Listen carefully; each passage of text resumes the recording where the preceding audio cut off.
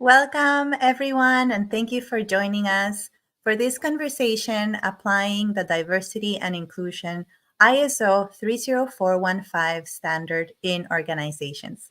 My name is Ana Maria de Meson Cornejo, and I'm here with Linda Espinosa Valencia. We are the co-founders of Ventura Collective.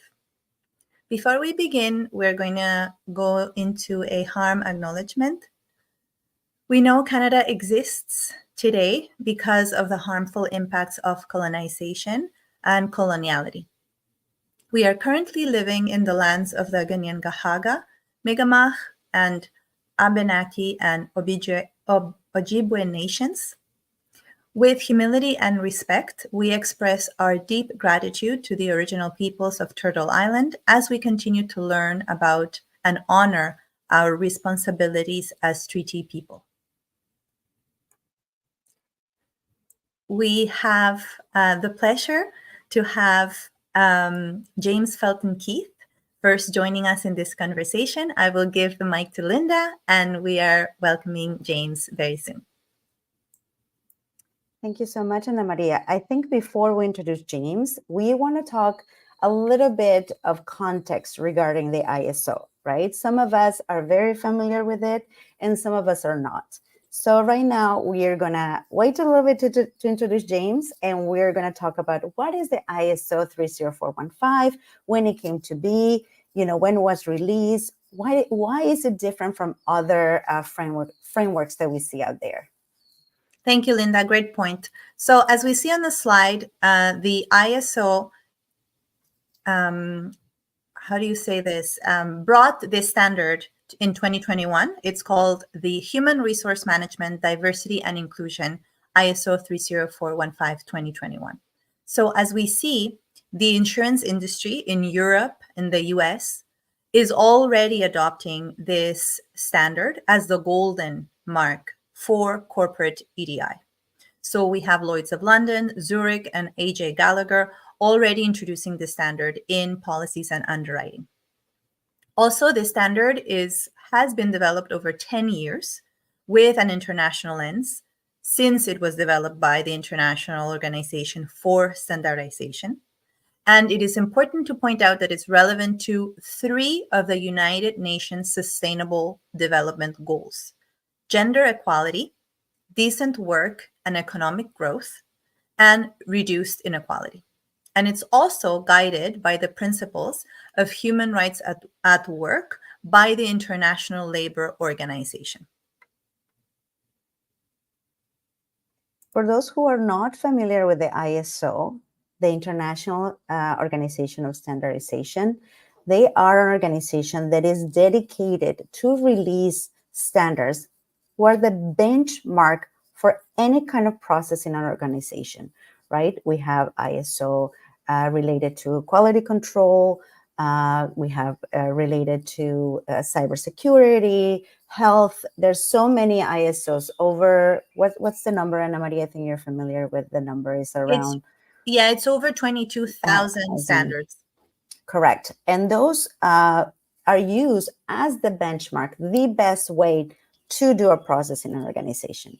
In 2018, the ISO started releasing human resources standards, which it didn't do in the past, but that changed in 2018. And thankfully, in 2021, the ISO 30415 was released, as Ana Maria mentioned, with over 10 years of development, right? So this is very exciting for all of us in equity, diversity, and inclusion, because we've been trying to find ways to really have an impact in every organization that we're working with, right? Not only the good intentions that we already know that they are there, right? Like we all want to do better for our employees. We want to be successful and that our employees feel included, but only with training, only with inclusion months, only with good intentions, it's not going to happen, right? Systemic change needs to happen. And that's what the ISO 30415 brings, especially us as professionals for equity, diversity, and inclusion, brings these tools to the forefront and to really make an impact in the organization for the benefit, yes, of the employees, but of course of the organization. As we have seen, all the great benefits that when we embed equity, diversity, and inclusion in an organization bring to the bottom line, and for the risk management of the organization.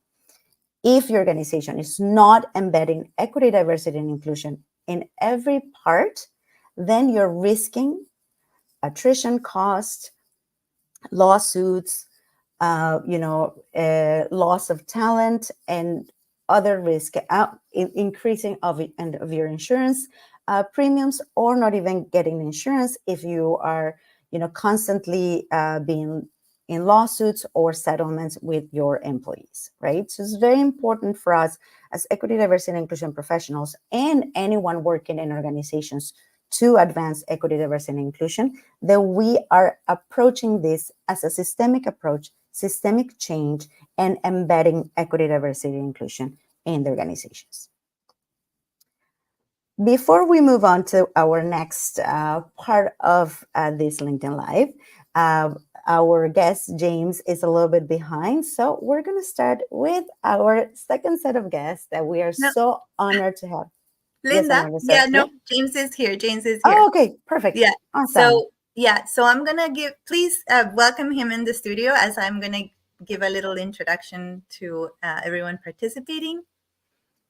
So as James is going to join us, he is an award-winning engineer and economist turned labor leader who was the first Black LGBTQ person to run for federal office in America via the U.S. Congress in 2017.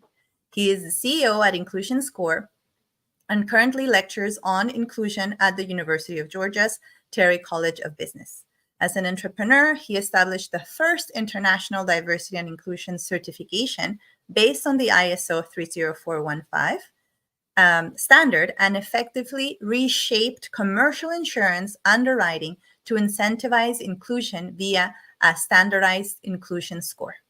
This is the methodology, the DISM methodology that Linda and I bring to professionals in Canada, and with a context of international and international regulations around work. So, James, it's a pleasure to have you. The pleasure is mine. Hey, how's everybody? Am I on? Am I in the room? Oh yeah, you're on. You're on. I was here, Linda. I'm always on time. Anyway, but yeah, I was here. How's everybody? Good to see you. Good. Thank you for joining us. We were just giving a little bit of context on the ISO, the development of it, but we wanted to bring you to this panel because of the work that you're doing, both with government and big corporations. I think there's a little bit of a gap there for people thinking that, this is only for profit corporations, is not for government, or is not for nonprofit. And we would like to talk a little bit about that to tell people that that's not true. So please. Oh my gosh. I mean, where should we start? It's primarily for, an organization is an organization is an organization. It doesn't matter whether it's a tiny company, whether it's a large for-profit, whether it's a government, whether it's a large nonprofit. I think when people think about DEI, one of the biggest gaps is their lack of understanding of what the standard is, which is a business process. The standard is a business process. They think about DEI as principles, and D and E and I and B and A and J, all the alphabet soup, that's diversity, equity, inclusion, belonging, accessibility, justice, you name it. Those are ideas. But ISO 30415 and diversity, inclusion, service management are organizational change management methodologies. And so when we think about how this might apply to large organizations and governments, for instance, I primarily work with large organizations and governments.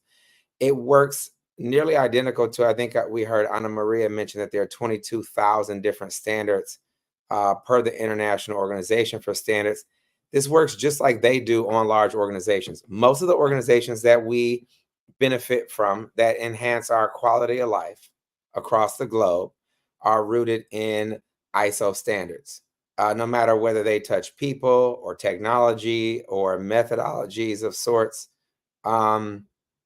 It's all based on that. So with regards to engaging governments, I think first things first is a company would, or an organization just means any two or more people. Ventura Collective, organization.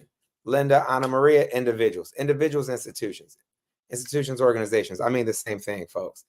The deal is you first start off by taking an audit of what you have. I think the most unique thing to diversity and inclusion as a service being delivered as a methodology is that one would need to take a role, if you will, of services and projects that they currently deploy. Everyone's doing something. Even if they have that one ambitious brown woman, it's usually one of those in affinity group or an employee resource group or business resource group, and they just care. They care about their culture. They care about representation.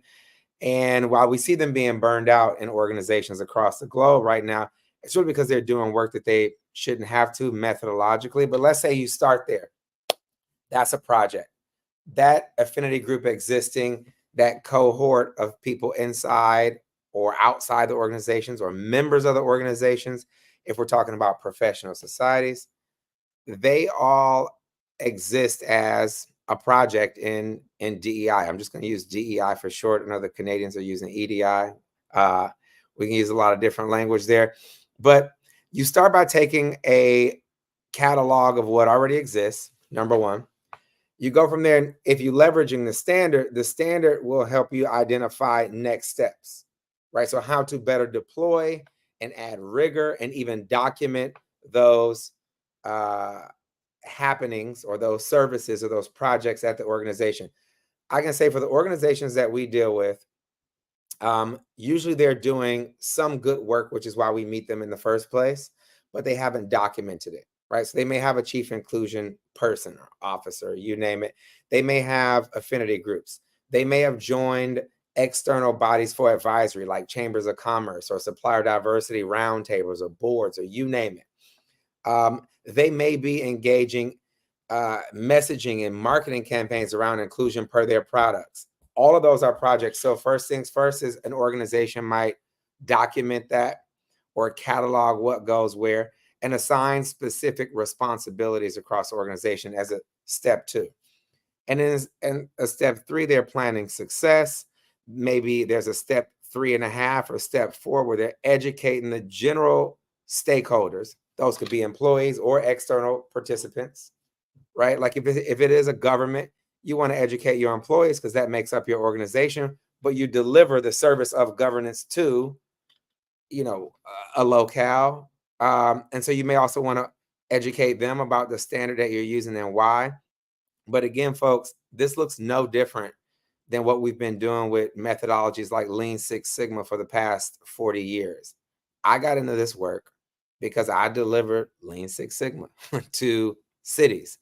And I was like, we can do this for inclusivity as long as we can build out a methodology to understand what goes where and how we assign responsibilities to make sure that we don't lose any progress that we're making, right? So I think that the standard ISO 30415 is designed, while it is applicable to every type of organization, I think it is best fitting for an organization riddled in bureaucracy. I think humans, and something we don't say enough, is we survive while we don't all agree with each other about anything. And we don't know each other, and we don't understand each other much at all, but we do our best.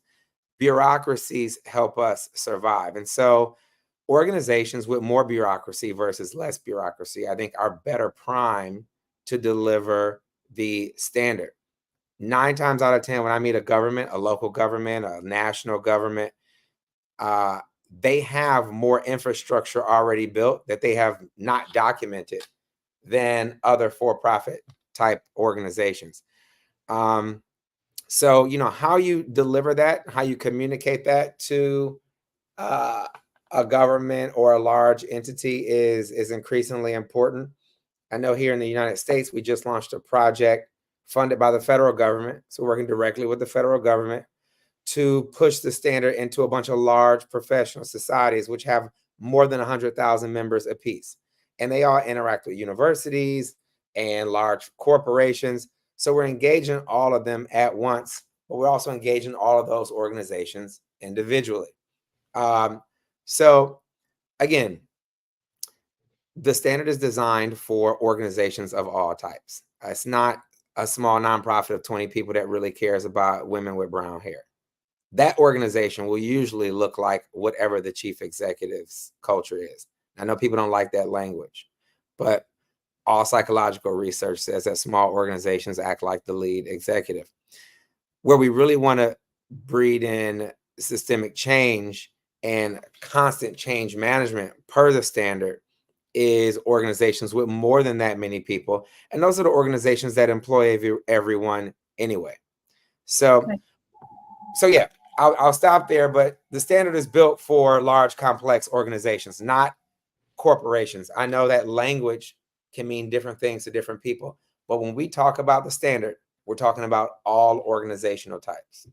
Right. And thank you, James. And also to take into account that organizations, governments, specifically governmental entities are already quite familiar with ISO standards, and so are large organizations, right? So that understanding is already there.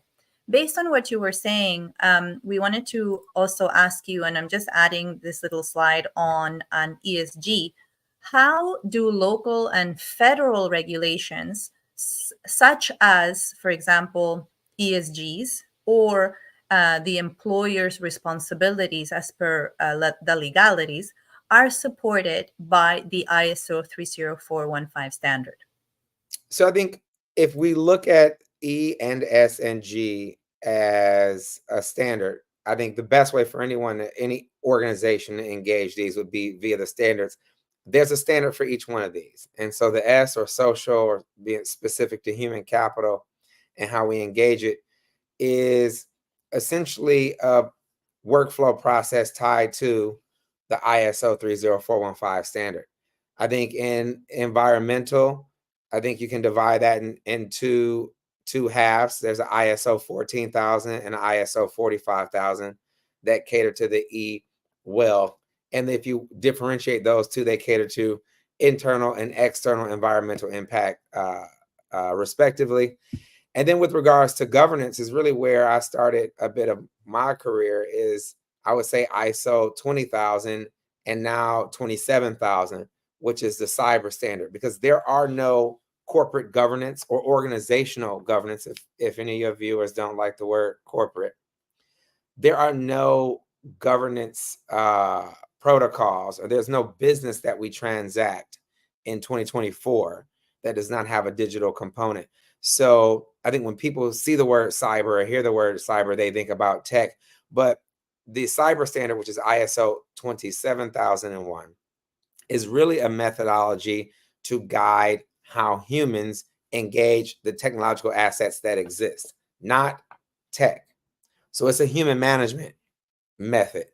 And just to add a little color or a little history to everyone, as the ISO was building out human resources standards and moved into this diversity and inclusion standard, it really looks a lot like a chip off the ISO 20,000 or 27,000 block with regards to how we deploy people to manage other assets. And assets in this case of 20,000 and 27,000 are technological assets. In the capacity of human resources and inclusivity, or diversity and inclusion, we are looking at those projects that companies implement, right? Whether you're training or collecting data or building affinity groups or joining chambers of commerce, those are assets that the standard guides. So the way the standards engage all organizations is organizations all exist to deliver a service or a product, a good, to some consumer, right? Whether that consumer is a for-profit consumer or a governance consumer, you name it, as they exist to distribute that solution to the problem that has been identified.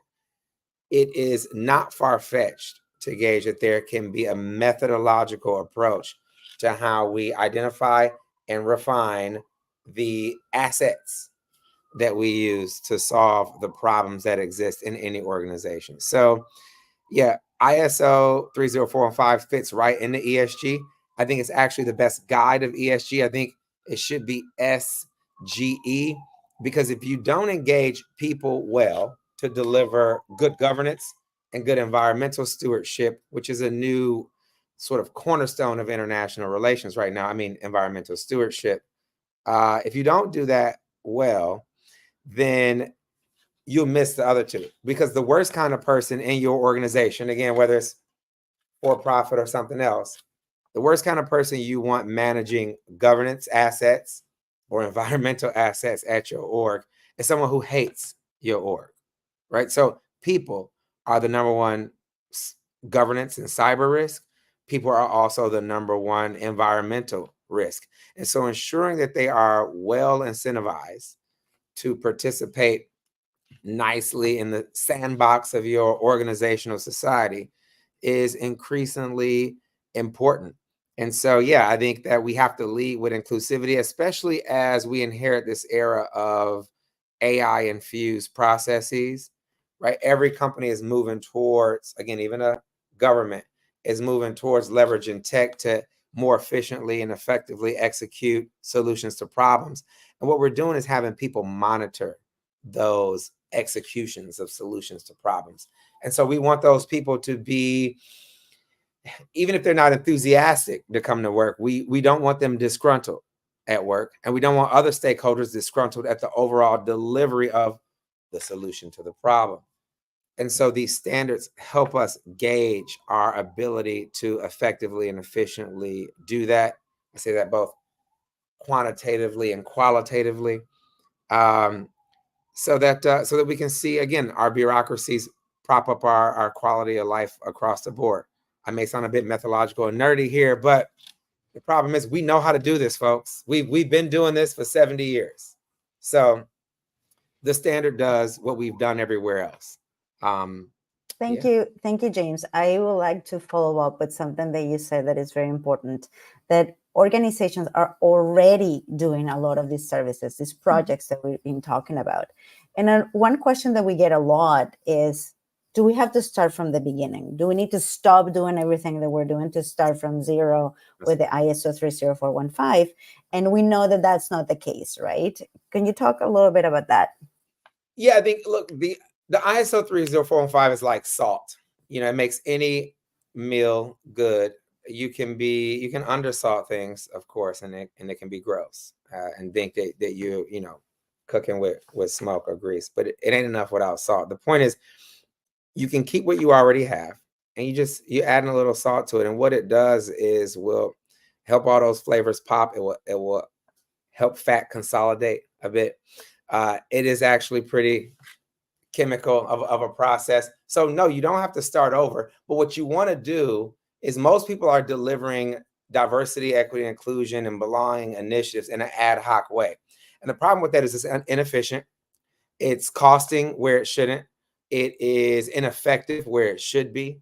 It is allowing folks to burn out where they shouldn't be. Most people use ERGs poorly, and they don't know any better, because most of those affinity groups have started because some ambitious person started here and there. The disabled person started, and then the Black person saw they were doing that, and the Asian person jumped on it. And now they're all doing their own thing, building orgs within an org, which organizations are not democracies.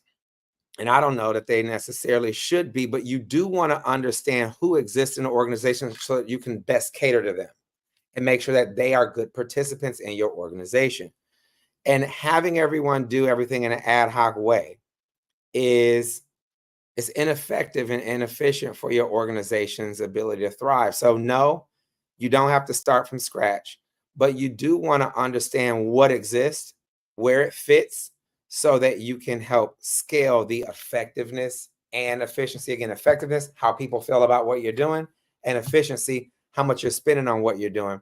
You want to affect how that goes. And you are, I normally feel like a broken record when I'm talking to you all because we talk so much, but I think we can think of so many scenarios out. There's one I think I was recently telling you all about, not to run on, I'm going to wrap this up really fast, but I met a CEO. It's a client down in Texas. His son came out as somewhere on the LGBT or T or Q spectrum, and he wanted to join the LGBT Chamber of Commerce. In my former life, I helped start a bunch of those chambers. So I'm always an advocate for it. But I was like, look, your kid doesn't work there. I don't know that you've identified a good customer inside of your organization to join a chamber, which is going to cost you a certain amount of money. You might want to start with a different group, maybe the women's group, maybe the disabled group. Because I asked him if he had an LGBT affinity group that could help him engage the Chamber of Commerce. And he said, no. I was like, well, I think your ambitions are a bit premature, but we love that you have them.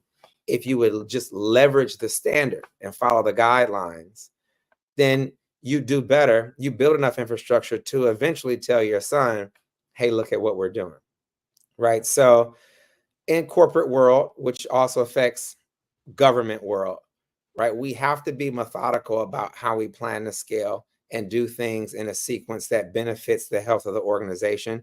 We cannot just throw darts at a board in an ad hoc way, which is, again, what I have seen at least 530 some odd times at corporations across, I don't know, nearly 25 countries. I've kind of stopped counting at this point. But yeah, they don't have to start over, Linda. No. Thank you, James. And I think, thank you, Linda, for that question too. And I think it's a very important what you're bringing up, right? The concept of effectiveness and how is it that already organizations are doing the work, right? And as Linda mentioned in the beginning of this LinkedIn Live, the risk involved around not having proper equity, diversity, and inclusion protocols, systems, policies, like this LinkedIn user is mentioning, human resources being the biggest risk. And I would like to bring it back to what you were mentioning about ESGs, because that's an example of how organizations are already doing the work. For example, in Canada, we know that ESG reporting is not mandatory unless you are an organization under federal jurisdiction. But we also know, and PwC in 2024 actually brought a reporting about ESGs regarding the Canadian organizations, and explains that, you know, and I'm going to just quote a little bit here, the rising stakeholder expectations have led to prescriptive regulations replacing voluntary guidelines for ESG reportings, right? And also, the corporate sustainability reporting in Canada is becoming sophisticated, the quote says, but companies' ESG reports are still falling short of what is required to meet these new regulatory requirements, including the evolving climate change risk disclosure expectations of stakeholders and the investors' also expectations, right? So what I understood also from what you were saying and from working with the standard directly is that it does bring a clear guideline into becoming a tool, an effective tool to support organizations in already the work that they have to be doing in ESGs and that are currently, according to this report, not doing so successfully. Yeah, I think, look, it's a new world where, you know, as professionals in this space, as practitioners in this space, I think we're inheriting a good new world. But yeah, people younger than us, people you all's kids' age, will come to work expecting, right, this level of rigor. And that will be because of the work that the two of you and so many others are doing. But that's also what we're inheriting. I think we all grew up thinking we should have a little bit more than what our parents' generation, you know, had. And so it is affecting how we regulate quality of delivery of work, right? Whether we're in Canada or the US or Latin America or, you know, Europe, or, you know, we teach a class in India and they're leveraging the Constitution to consider inclusivity at work. They're doing the same thing in South Africa. So anywhere where we acknowledge humans and their rights to safe practice of anything, this stuff is implicated. So I do anticipate at governments, both federal, you know, state and municipal, or, you know, hyper local is what I mean by municipal for folks not familiar. I do expect to start seeing, as regulators, as bureaucrats, look to audit and understand the quality of work being delivered, not just with HR, right, but across the board. Because I saw someone mention human resources. And while this is human resources' biggest risk, it's the whole company's biggest risk. Because human resources is usually unfamiliar when the CFO pays for a grievance, right? I talk to hundreds of chief human resources officers, and they never know about the numbers that I talk to the chief financial officer about, which is arguably a problem. The point is, I expect regulators to start to use the ISO 30415 standard to audit companies. And so again, that is an example of government getting directly involved at looking at their suppliers and the companies within their locale, but it's going to also force them to look internally. Because when we use the word risk, like the LinkedIn user that wrote in the chat earlier, that's just code for insurance. And governments are insured just like corporations are insured.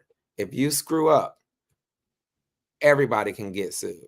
Everybody can get these hands like how Americans will sue you. And I'm the, for anyone that's not familiar with me, I'm the one telling everybody to sue you. We're going to sue you.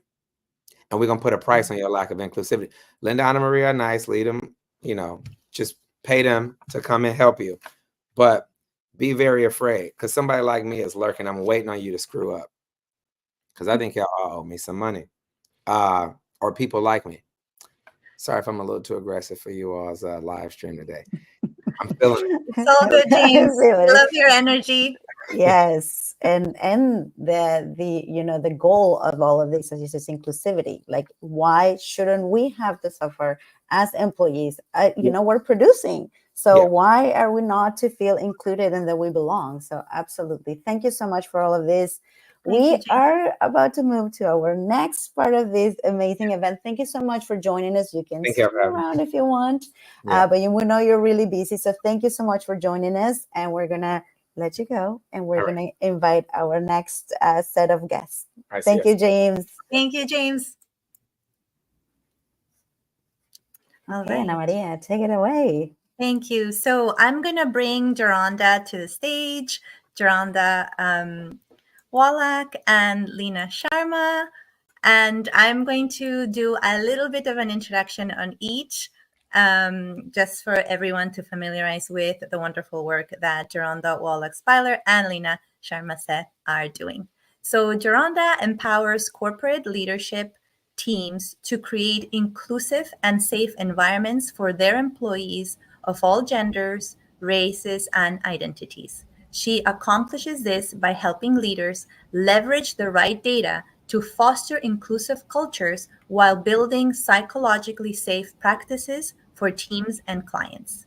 Geronda holds a master's degree in industrial organizational psychology and is certified in the ISO standard for completing a full DEIB compliance audit for organizations. She's also certified in cultural intelligence. Lina Sharma Seth is a cisgender, heterosexual, able-bodied settler and the child of Hindu, Punjabi, Brahmin immigrants from India. With over 20 years of leadership experience in nonprofit, consulting, education, philanthropy, and supplier diversity sectors in Canada and Asia, she excels as a facilitator and strategist in equity, justice, inclusion, and belonging. Lina holds a master's in conflict analysis and management and several certifications, including the DISM certification based on the ISO 30415. She's committed to addressing anti-Black racism and the impacts of colonization, caste supremacy, patriarchy, and white supremacy. Lina has received multiple awards for her community building efforts and lives in Burlington, Ontario with her partner and 2 children. Welcome. Welcome. We're so honored to have you. And we are happy to say that actually Lina is part of the first cohort in Canada. She joined our very first cohort. We're about to launch our 3rd cohort. And Geronda is part of, is it 4 cohort in University of Georgia, Geronda? I believe it is yeah. I believe that's The that's fourth the right one. cohort. So Geronda is based in the US, Lena is based in Canada, but they both work internationally, and it's an honor to have you here.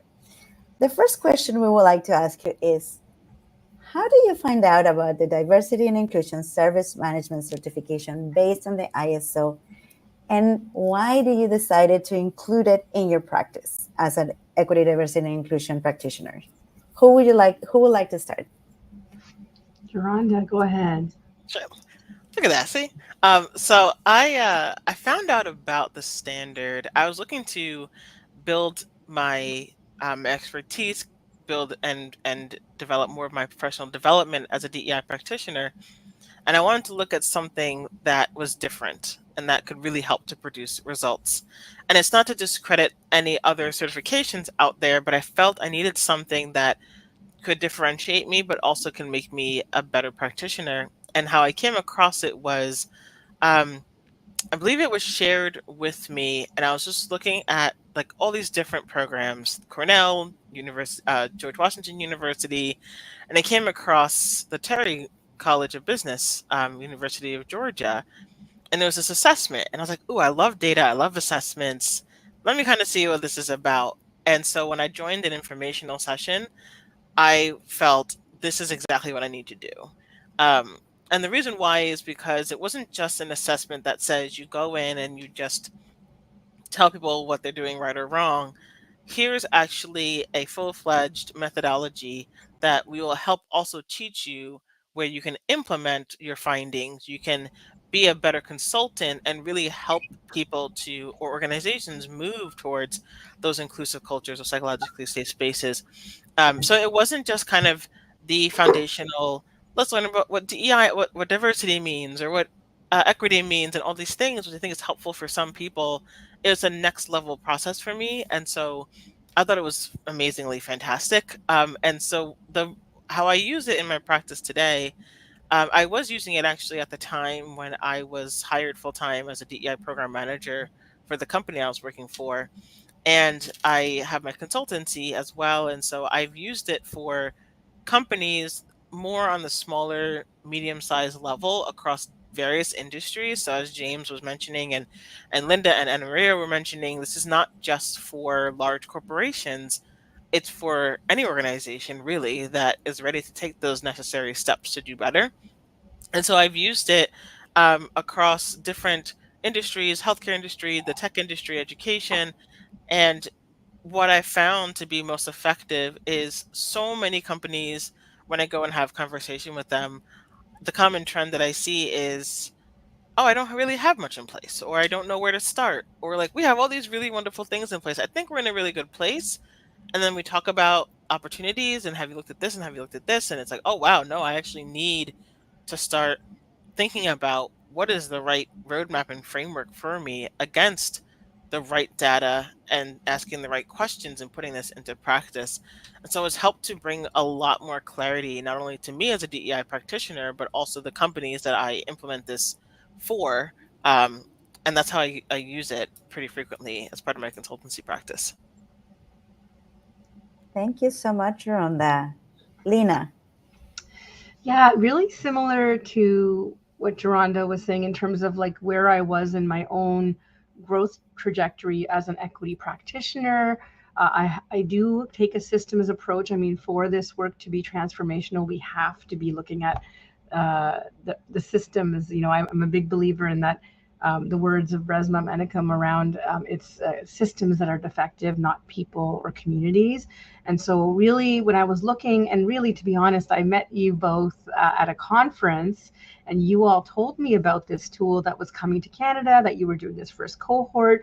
And so I kind of went back to my office, took a quick look at, you know, what is this and does it complement what I do and the way that I approach the work? And so at Mending the Chasm, we do have 4 pillars that really drive our work. It's accountability, resourcing, conflict transformation, and social capital. And so after kind of getting the certification, one of the things I really appreciated that you two really reminded us of is that this is not a prescriptive tool. It really does lend itself to, you know, using the assessment to give options or to give recommendations to the client. So it's not like so that whole one size fits all doesn't have to be the outcome. It can be customized to the system, to the size, to the culture, and having the freedom as certified practitioners with this standard, we can, I'm going to say, weave in our superpowers too. And right. So I've talked about how embodiment, recognizing that there's a foundational capacity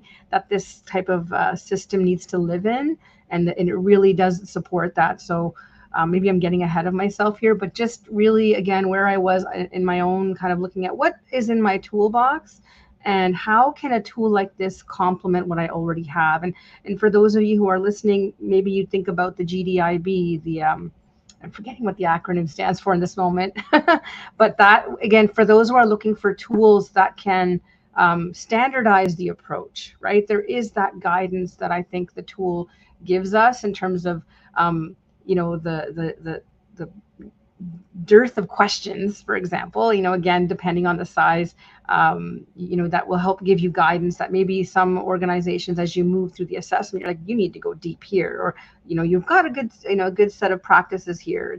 And so that's kind of, I've appreciated the chance to play with this tool, and also to work with you both. So. Thank you so much, Lena. And I think something very important that you bring up is it allows you to hold your own practice and other things that the company is already doing. Like when we talk about the context of Canada, right? There's a big, I don't want to say push, but it should be a bigger push on reconciliation and what are the steps to take within the organization to start working in truth and reconciliation.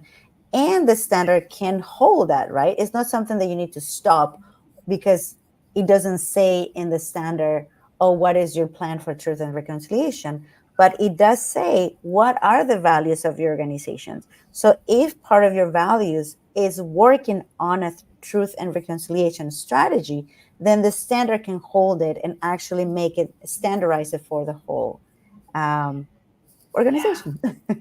I love that you named that. And I know we're going to maybe talk about it in a future question, but that was actually really powerful. As someone who is committed, a settler who's trying to be, more aligned with reconciliation today than I was yesterday. It's an ongoing work in practice. The chance and the opportunity to integrate that into the tool, again, like you said, you could probably, run everything you're doing through this assessment, but to be intentional and have the chance to, even for us as practitioners, integrate reconciliation, integrate other, oppressive systems we're working to disrupt, to me is a real power of the tool. Absolutely.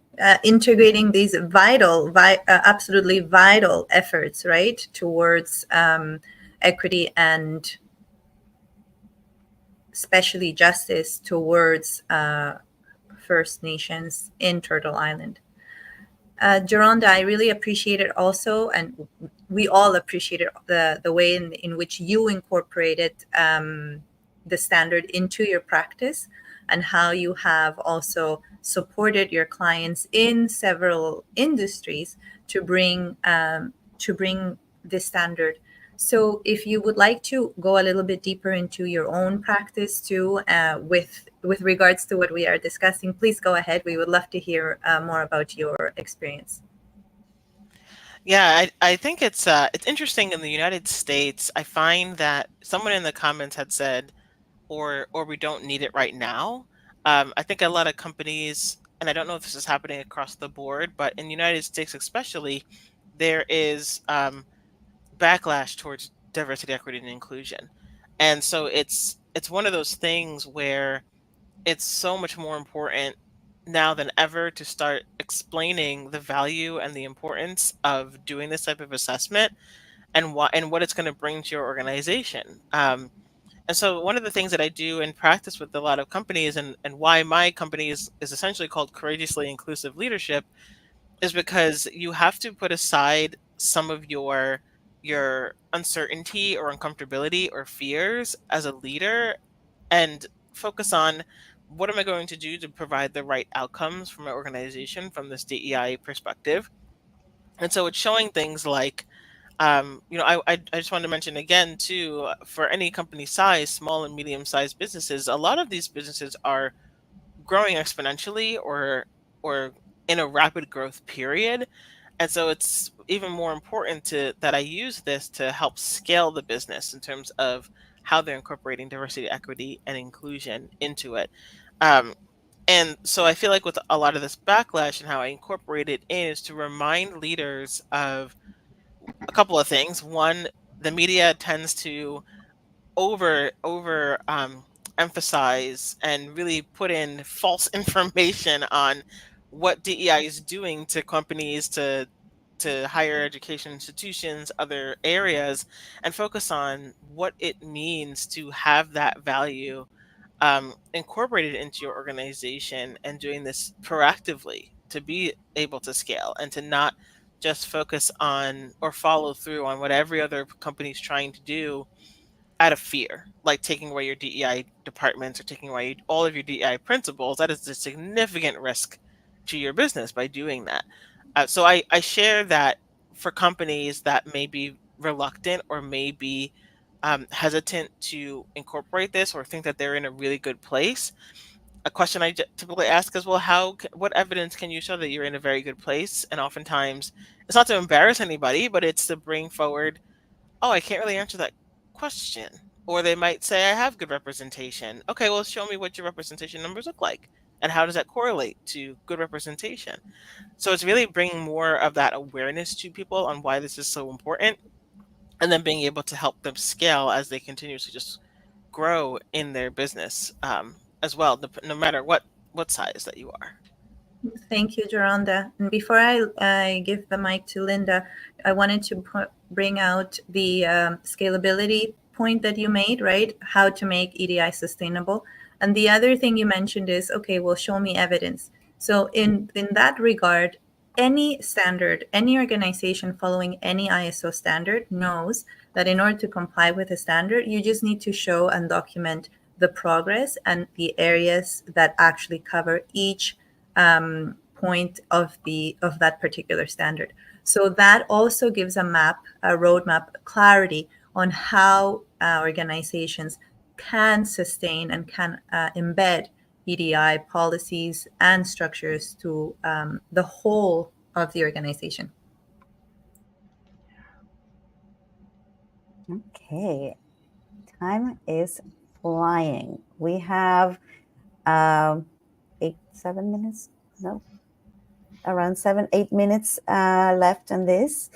Anything else you would like to share? Anything else you would like to invite your fellow equity, diversity, and inclusion professionals that they're looking for a way to really have an impact with all their clients, organizations they're working with, either it's government, either it's small or medium organizations, either it's corporation? Please go ahead, and then we'll invite everyone to the DISM forum that is happening. And I think all of us are going to be there, right? So please go with your final remarks, and then we'll talk about the forum.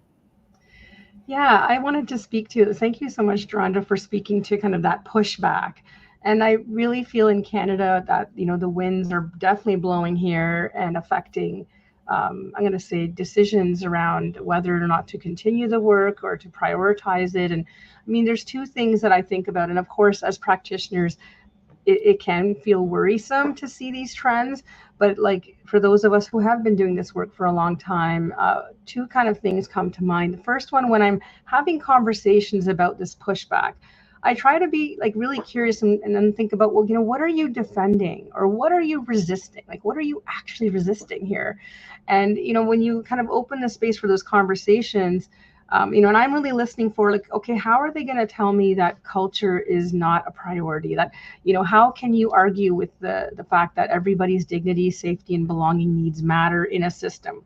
Whatever you want to call it, this acronym soup of DEIB or READY or whatever whatever people are choosing to call it, like, this is not about acronyms. This is about centering your people, right? Making sure that the people that you're, spending most of your time with feel safe enough to keep contributing. And this all affects innovation. If you don't care about innovation, sure, give this up. If you don't care about productivity or, turnover, sure, give this all up, really. So in my mind, I'm like, I don't see how how organizations, we have to get to the source of what are you defending, right? What are you defending? What are you resisting? And be equipped to have these conversations. And like all of you have shared, and like James also shared at the outset, like this is a really powerful framework to take it away from personal opinion and really root our progress, as organizations, as leaders, as communities, in a framework that really does give you the capacity to integrate it across all business lines, all departments, down to the unit of what I like to say is, are you measuring people through performance management on the degree to which they are creating a more inclusive culture, or a culture where people are not leaving, that they want to stay, they want to add value. And so, for those of us, those of you who are listening, and maybe this is a new tool, it is really worth considering, whether this could be a tool that could really enhance what is already in your toolbox. And maybe the one other thing I would share that I really appreciated, because Anna Maria and Linda, I had the privilege, I feel a little bit spoiled, that I got to work with the both of you. I brought you in with intention onto the project that I got to do. The Canadian Women's Chamber of Commerce, giving them a shout out, because they were the first organization that I got to work with and leverage this tool. And so really appreciating, the learning. There is a learning curve beyond the certification, and but there was so much flexibility, right? And so even for me to kind of scale down the 170 plus questions that are in the assessment, to really scale them to the size of the organization that I was working with, because that many questions was just not going to be a best use of time, because we know that a lot of that stuff they hadn't, because of their size.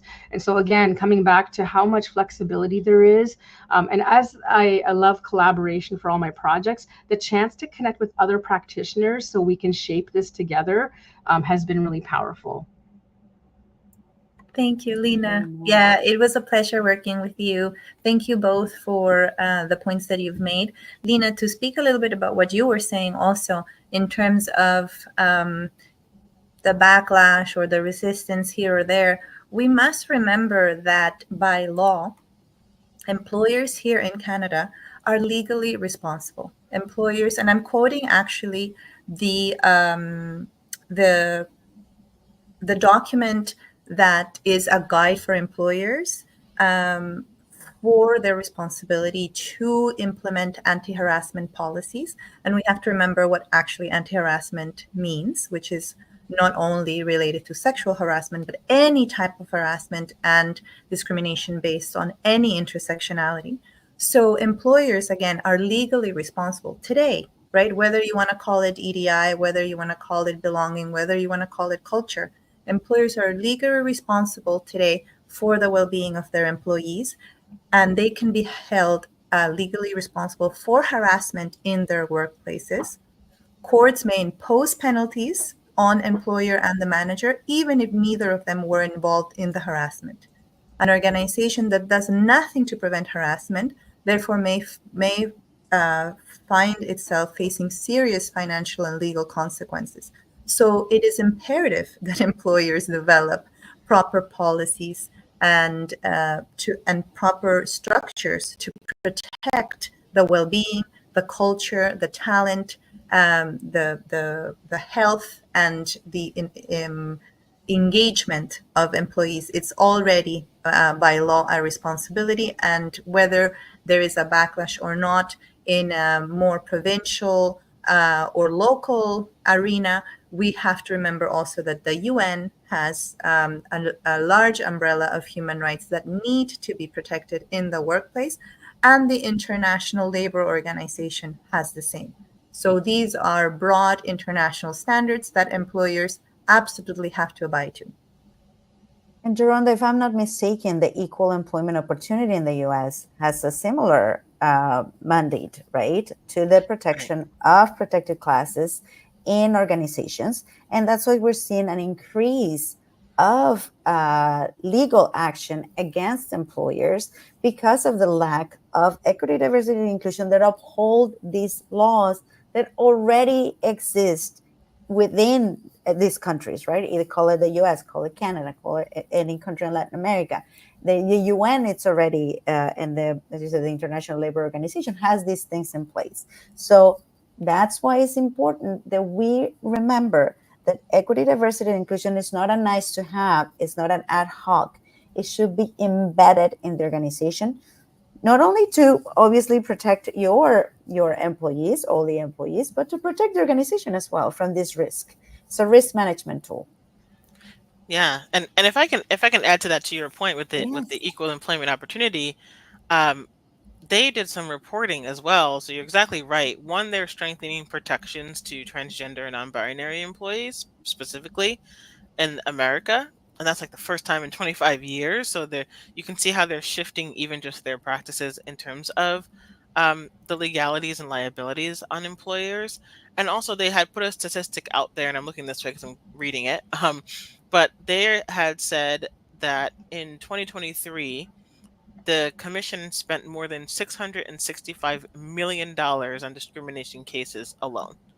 And that's for not following the systems and the protocols and the practices. And so I want to add, for any practitioner also looking to do this work, it's so important because as a quick case study that I'll share, I won't share the company, but there was a company that I was talking to who had significant um, turnover issues. They were losing a lot of their underrepresented employees or historically marginalized employees. And it was because a lot of practices were not in place. The focus was very much on building revenue and just getting revenue targets and using their employees to get to that point without looking at how do we look at equity and inclusion and belonging and representation and things of that nature. And they had lost over $600,000 by losing 12 people in their organization. Now, if you're an organization with, let's say, 100 people, maybe more, and you lose 12 people, that is that's over $650,000. It could even be more depending on your business practices. And so it's not just, like you said, a nice to have, or it's not even so much like, yes, you have to focus on the risk, but think about also how detrimental it is to your company by not doing things effectively or the right way, or taking steps to do it right now. When you're saying you're not ready right now, sometimes it's like, okay, well, you're ready to spend this much amount of money on marketing and other things. You want to spend and value the people that are putting out the marketing and who you're marketing to and who your consumers are. And so this process in itself, as a practitioner, arms you to look at the business holistically and also figure out, well, am I focusing on the right things to help also mitigate those risks while building this inclusive culture? So it's very significant. I'm super excited and happy that I did it, and I love using it. And it's not just me trying to put a plug and play it in there. It's really effective and helpful. So I just wanted to share that last bit with you. Thank you all so much for this time, for sharing your expertise with us, all the amazing work that you're doing. We are so lucky to be in community with both of you and doing the work that we're doing together in this international movement, because they said we have certifications in Latin America, our certifications in the US, we have in Canada, France is launching soon, we have one in India. So it is an international movement to really have an impact in the world and the society. So thank you both so much. We're going to say bye to you. And now we're going to talk about a little bit about the DISM Forum and actually the next cohort that we're launching for professionals who want to learn how to apply the ISO 30415. Thank you so much. Thank you, Lina. Thank you, Geronda. Thank you, Geronda. Okay, Ana Maria, let's talk a little bit about the DISM Forum, which is going to happen in October. The last week of October, we will share with you the website where you can enroll. Thank you for adding that in the chat, Linda. We hope to see people that are interested in really moving forward towards implementing the standard in organizations to attend. And we just have a few little informational slides regarding the Diversity and Inclusion Service Management Certification that we are launching. It is going to start September 3rd. Please, if you have any further questions, visit our website. Linda's going to put the link in the chat. So it is going to be certification to really give professionals the tools on this particular methodology to effectively implement the standard in organizations. So it is a 6-week hybrid certification course, some asynchronous, some live sessions, and held every Tuesday for the 6 weeks, where we're going to learn in community and also strategize in community. The investment for this certification is $1,600 Canadian plus tax per person.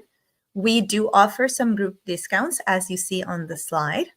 And we always like to bring up special pricing for today's event and people that participated and attended of $300 off.